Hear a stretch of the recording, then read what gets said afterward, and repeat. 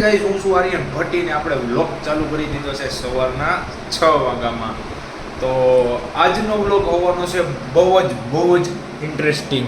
તો બન્યા રહેજો આગળ વ્લોગમાં, અને સબસ્ક્રાઇબ ન કર્યું હોય તો સબસ્ક્રાઇબ કરી નાખજો.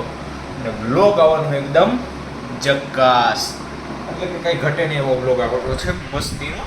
તો બન્યા રહેજો આગળ વ્લોગમાં. અને હજી કહી દઉં, સબસ્ક્રાઇબ ના કર્યું હોય ને તો સબસ્ક્રાઇબ કરી નાખજો, અને બેલ નોટિફિકેશન ઓન કરતી જાવ એટલે જેવું આમ આપણું વ્લોગ આવે ને એટલે ડાયરેક્ટ તમારી પાસે આવી. અને આપણે વ્લોગ અપલોડ કરવાનો ટાઈમ શું રાખીએ ને એકવાર તમે બધા કોમેન્ટ કરી દેજો કે ભાઈ આટલા વાગે તમે વ્લોગ અપલોડ કરો, એટલે એટલા વાગે આપણો વ્લોગ આવી જશે.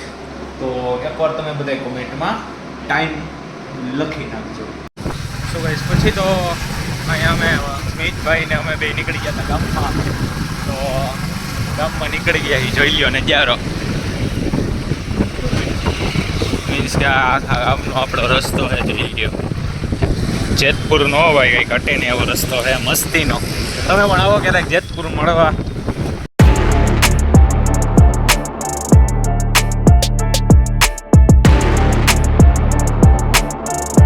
તો કઈ અહીંયા આપણે બેકરીએ પાઉં ને એવું લેવા આવી ગયા છીએ, કારણ કે ઘરે આવી ગયા પાઉંભાજીનો પ્રોગ્રામ નહીં મિતભાઈ.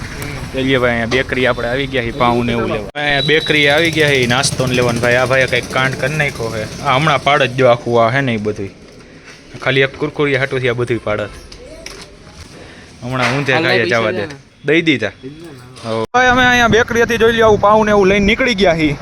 પાઉં ને કુરકુરિયા ને એવું બધું લઈ. અહીંયા રોડ ઉપર ધીમો ધીમો વરસાદ ચાલુ થઈ ગયો છે ગાઈસ. જોઈ લો ભાઈ, આ મિતભાઈને મધે ગમેડે જાય છે ફૂલ વરસાદ, એટલે કે આમ ધીમો ધીમો ચાલુ થયો છે. પલળી જાય એવો વરસાદ આવે.